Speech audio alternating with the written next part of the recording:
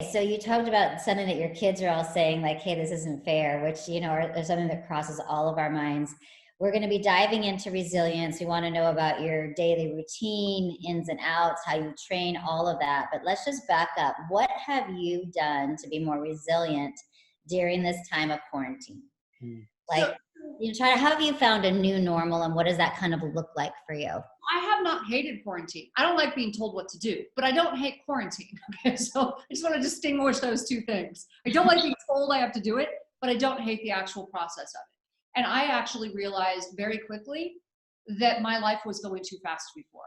So, and I hadn't recognized that before. It's like hitting the pause button. I went, oh, wait, there's a lot of things about this I actually like that I want to be able to take with me when this ends. And so that was actually good to recognize. But I want to give you just a really quick moment of this. Like, I want everyone to stop for 1 minute and think about where you were when the world stopped. Where were you when you heard the news that like the whole world is shutting down, right? It was a pretty crazy moment. Most of us can remember where we were. I remember where I was.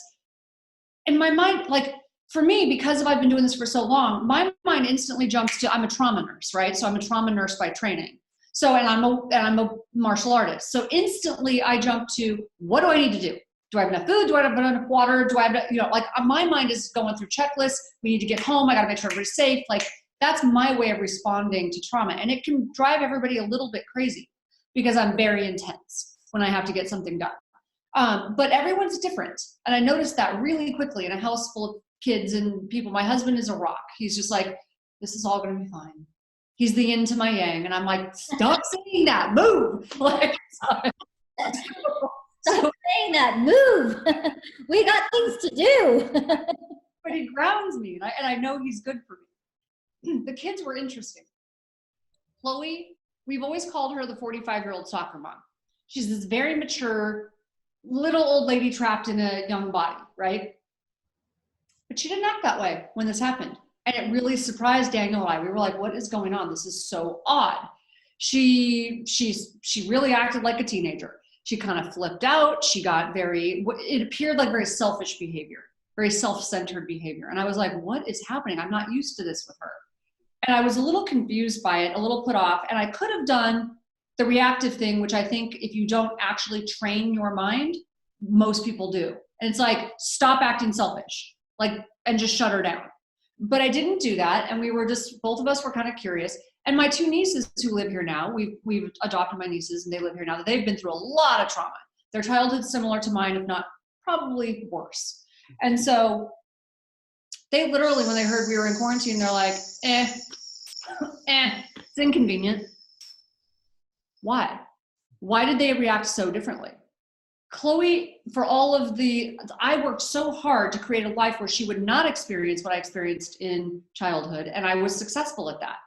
But as a result, she has not experienced trauma like I did or like my nieces did. So at some point, it comes for all of us. Adversity does not discriminate. At some point, it's going to happen. This is the first big thing for her. She's had other small things, disappointments, but nothing like this. So for her, this was a monstrous, monumental event. She had just gotten her driver's license. She had just gotten a job. She had just gotten, things were just really unfolding for her in her life. Her social life was, just like blossoming, and it just shut down. And so if I had minimized that for her, it would have ended very differently. But giving her a chance to go in and recognize that and come back and go, I'm sorry, I realize. And then she started to cry. And she goes, what I'm really afraid of, and there it was, what I'm really afraid of is people around me are going to die. So underlying all of it was this fear, and she was like lashing out, with this selfish behavior. And so I think one of the big things is, number one, resilience depends on your experience, depends on your life experience. You have to build resilience, right? Resilience happens over time. It will happen whether you like it or not. I mean, not resilience, but adversity will happen over time to all of us. We will lose someone, we will get sick, something will happen in our lives, we'll lose a job, something's going to happen. Whether or not you build resilience depends on how you handle it. And I think accepting it and acknowledging it, not getting stuck there, but accepting it and acknowledging the crisis that is occurring in your life is part of it. That's step one. And then understanding what's happening. So that's sort of where you start. And for me, I think I've experienced so much adversity in life. This is just like, okay, what do we do? Let's move on. this is just another thing. And so jumping in and creating a routine and a normal for everybody was what I did. That's what I do. I make lists and I get busy. So, and some people need time to just curl up and sort of figure out what's happening. I think everyone's different in how they handle it. But in our house, it was like, I need to create structure and routine for the kids. I need to get food. I need to get, everything moving, everything going, and instantly create a new normal under the roof, because I knew that would help the kids. If I'm okay, they're okay. Mm-hmm. Now, when you said you created a new routine and a new normal, what does that look like for you? What types of things did you need to do different because of the quarantine? So we're a very active family. And like I said, I actually discovered that I don't hate the quarantine process, because I realized, oh my gosh, I've never felt so rested. So making sure that, because now we're so busy, we normally have people to help us with a couple of things. We're gone a lot. We travel a lot. There's no one now, right? So no one's coming in, no one's going out. So giving everyone their chores, making sure everyone has got their list of things we have to do to make this house clean, presentable, cook. So I'm doing all of that, most of that now, most of the cooking and cleaning. But I've actually really enjoyed it. So my mindset, the mindset of I'm serving my family, number one. This is not about it's unfair. This is how I'm serving my family in a time of crisis. That's that nursing part of me. So creating a specific dinner time, making sure that dinner is our safe space where everybody could talk. And so we would all debrief and unwind and talk about the stress of the day, how you're handling what's going on. The kids, quickly ended up with distance learning, and my daughter, who's used to homeschool, that was fine. But for the two, that was the stressful thing.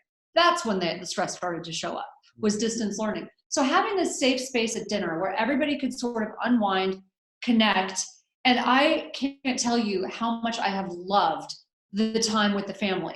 And one thing we never would have had time to do before at home as a family, we started Bible study together. And that was just like, okay, well, that wouldn't have happened. Going to one is different than having one at home. But you can't do it anywhere else. What else are we going to do? And we can't go to church where we normally go and sort of get our soul fed. And so I realized quickly, these kids, if they're not having something positive put into their mind, they're going to quickly fill up themselves with something negative. And so that was something I did with the girls, was we just started doing Bible study. Things, just a couple of quick things that I did. And then for me, also getting everyone moving.